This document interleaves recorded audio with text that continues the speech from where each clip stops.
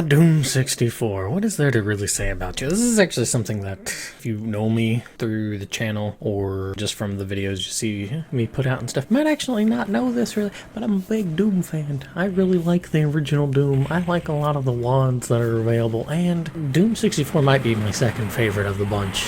I know that more of the cult classic kind of thing there, but it was one of the 3 games I got when I got a Nintendo 64 for Christmas. Way back. I think I got it in 97, 98. So I got like Doom 64, Shadows of the Empire, and Mario 64. Those are the 3 games. And initially, Doom 64, I was put off by it, partially because of that wonderful controller, but in the same hand, that necessarily did not stop me. My Doom experience actually comes more from initially playing Doom on the Super Nintendo of all things. Ain't that a lovely kind of kick in the teeth to start you on playing it personally. Like, I remember first time ever seeing Doom was at a neighbor's. He was kind of like an older guy, but he had a lot of like different PC games and stuff, and Doom was one of them, and I vaguely dabbled in it for about like all of 13 seconds, but I really didn't dive into it more so until I played the Super Nintendo version, and then I got Doom 64, and initially I was like, but the reason why is because there was no music, and that was a bummer. Like, I mean, there's a tiny bit of music in Doom 64, but it's intermittent, like the intermission stuff, and then yeah.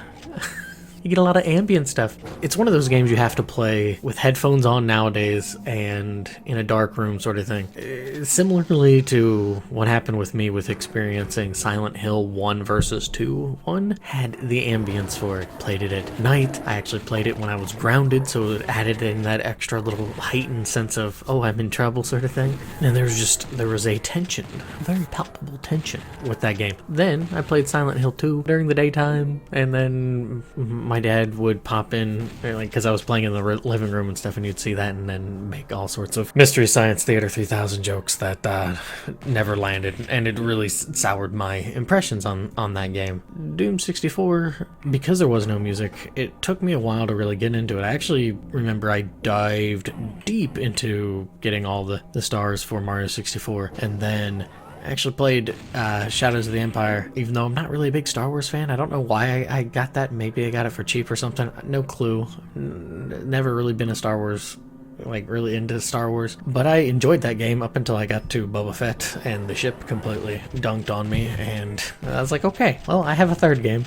Time to play some Doom 64. And after getting over the lack of blood-pumping, adrenaline-soaked tunes that were totally their own creation for the original Doom, the ambient stuff started to stick. Playing it more so in the evening and at night, it helped add that tension to it. It made it really fun and enjoyable. I remember getting through the game. However, like with Doom 64, they added in these extra stages, the secret stages, and in doing so, you would find the keys. Now, the first key really is a little bit easier to find because it's an early chapter. It's at the end of an early chapter, and then you just have to figure out how to hit the switches right to get to the other side, kind of thing. And it's there, it's visible, you know about it, and then once you get there, you have this secret level, and in the secret level, you find a key and also the Unmaker, if you're clever enough to hit through it. Now, I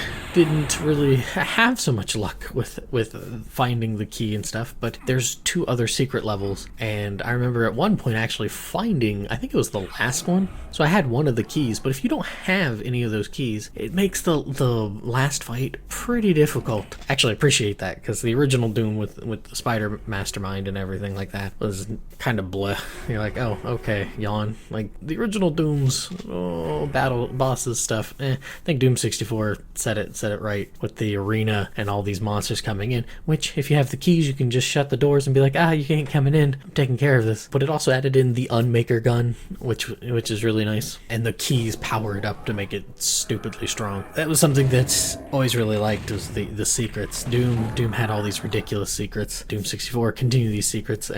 One of them, which like leads into the I think it's the second secret level. You have to look at it from the map point of view, which it's not something you would regularly do, but there is a point at which one of the platforms has an arrow pointing to a wall, and you're like, why does that do that? And then when you run into it, it's a fake wall, and it leads to these secret exit and stuff. And you're like, that's very sneaky of you.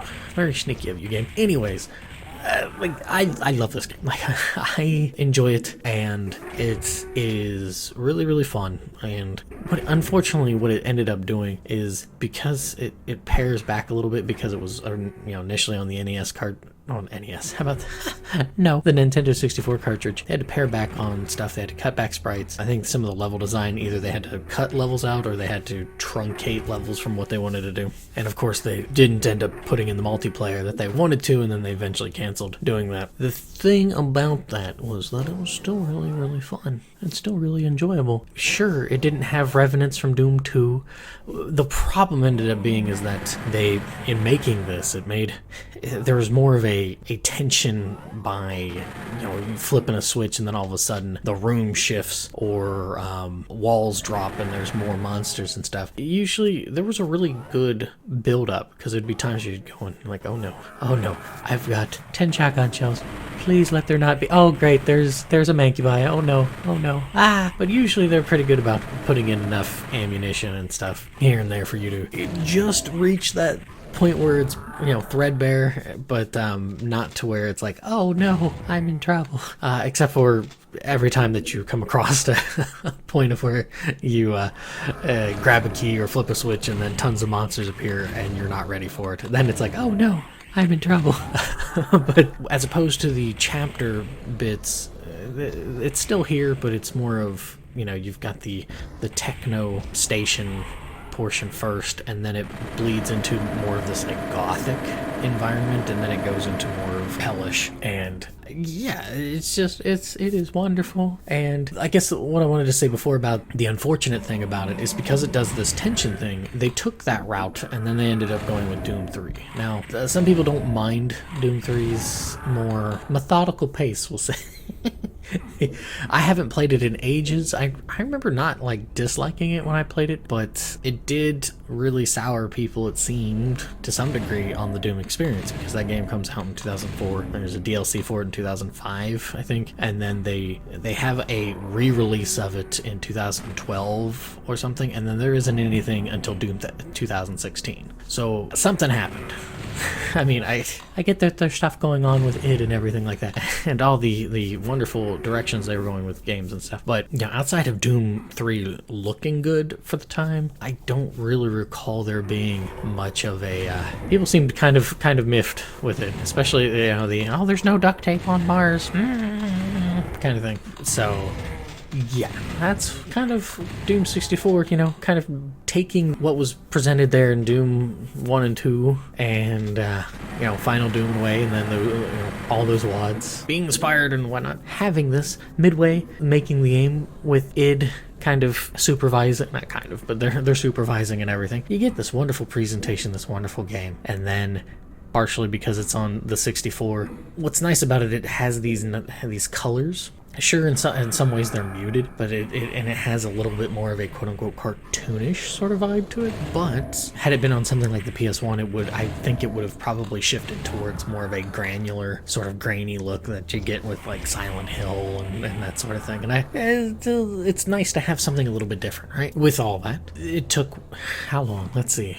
Came out in 97. Over 20 years later, we get a re-release of Doom 64, which is pretty cool. And not only is it pretty cool, but it's also that it's not strictly on a Nintendo thing. It's available on Steam, the PS4, all that sort of stuff. And so not only with that, is there just kind of you're not playing it on a 64 controller, which some people really, really weren't too keen on, but they added in the lost levels, or lost levels. They plucked a page from Mario in the 80s and made lost levels, and there are 6, a little story arc, 6 stages to go through, and they're beefy. In a way, it kind of reminds me of how Romero made the quote-unquote 5th chapter for Doom 1 Sigil, which came out in 2019. It's kind of a wild thing to think about, and in a way I kind of wonder if that wasn't in anticipation of this, because I don't really remember there being a build-up. I think for myself, I was just like, oh hey, surprise, Doom 64 remake, or not remake, but re-release with additional content. Have fun, kids. I think that's how it just sort of blindsided me, because that Sigil came out in 2019, and then the Doom 64 re-release came out in 2020 with the lost levels and stuff. And these lost levels, six stages that are just very, very meaty, for lack of a better way to put it. It kind of reminds me of this thing with Sigil. It's like, here's a game that WADs aside, Doom WADs have been going on for ages. This Doom is one of those games that it's like everybody always wants to talk about it in the sense of the shooter, the first person shooter genre and that sort of thing. However, there is such a strong undercurrent of indie individuals who made their own games using the Doom engine and Doom assets and everything. They made their own stories, made their own, even if they didn't make their own games, they would make their own stages. And so, of course, some of them were silly, but some of them were just whew, wow, goodness gracious. And I don't think that gets enough of a spotlight and enough of appreciation. Doom WADs, for a game that is 30 years old, if not close to 30 years old, to still have that sort of staying power, it's just phenomenal. Very few games, I think, can rival that, and it does it by not even just what it offers as the game, but also what people have done to break it down to make their own sort of thing. A game that I think that pushes into that same vein, but doesn't have the the asset building to allow for a lot of indie projects on it, is Chrono Trigger. I mean, I know there was I can't remember what it was, Crimson Year. It's not right, but they made that kind of unofficial sequel sort of thing. I'm not very good at it. Maybe Minecraft is something nowadays that would be kind of in that vein. Yeah, it's just really cool. Doom 64 has these lost levels. They're really cool, and for somebody who had that wonderful sense of foreboding and dread of what's lurking behind each corner, what's going to pop out when I cross the threshold or flip a switch or something, it does a good job of continuing that. And it's really nice to see that sort of thing happens, because something that annoys me as of late, that I've been not digging into to study per se, but just sort of curious to see, hey, what were the thoughts on certain things when games are coming out, like Ninja Gaiden, Razor's Edge, Ninja Gaiden 3, Razor's Edge, the 3D ones and stuff like that. For Doom 64, there was kind of a bit of a mixed bag. Some people were like, oh yeah, purists will really enjoy this. You're not swimming and jumping. Thank goodness for that, because that's not Doom. Well, Eternal kind of changed a little bit of that jumping bit. So there were people who complained that it was basically just an update of Doom, which is unfair to Doom 64, because sure, there are some levels that are the same from particularly Doom 2 that are in Doom 64. But you know what? It's its own thing. And one thing I just don't get and don't understand, because Final Fantasy got away with this for years. They did very, very tiny little changes here and there, is that, if you have a game and it's a really fun game and you make a sequel, Mega Man did this as well, right? You make a sequel, you do a couple little tiny changes here and there, and then you make another one, and then it's supposed to be fun, right?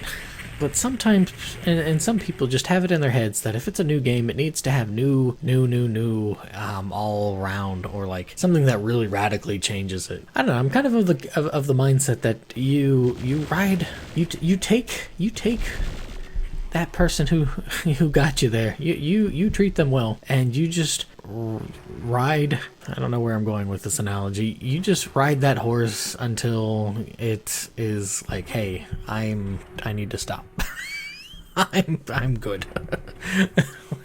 This is as far as it'll take me, because I think that ends up being a problem with a lot of games, is that they want to push into oh well, we got to do all these new things, do this new thing, gotta add in this new thing, I got this really neat idea, oh I got this other really neat idea. I saw this with just recently with a couple of games, newer games, where it's there are interesting ideas there, but then because they are borrowing from 4 or 5 different concepts instead of just focusing on one and just running with it, it sort of weakens the whole bit bit. It waters it down a little bit, and yeah. But yeah, anyways, I just wanted to kind of like talk about my love for Doom 64, because I really don't get to, it's not really something I get to talk about. It's a fantastic thing. It's, like I said, it's available on a bunch of different things. Currently on Steam, just so that, just throw it out there, it is, how much? It's literally $4.99. It is $5. It is $5 of phenomenal fun. I really, really recommend it. So, and I play it all the time. I just be like, I really want to play some Doom. And a lot of times I will actually go to Doom 64. There's other times I'll pick up a WAD and play it at certain points, or play the original Doom, because Thy Flesh Consumed can really just... It's one of those, it's a chapter that I still have trouble with, that I'm just like, no. I need to get good at this, so. Anyways, that's it for me. Take it easy. Thanks for watching, and see you later. Oh, and I guess I should add that, oddly enough, the lost levels of Doom 64 connects to Doom 2016. It's a little weird. Not necessary, but, I don't know. I don't know if I, which is the stronger Doom plot twist, the plot point, I don't know. Finding out your poor baby rabbit Daisy didn't quite make it, or that somehow Doom 64 connects to 2016. It's not, sure, let's go with that.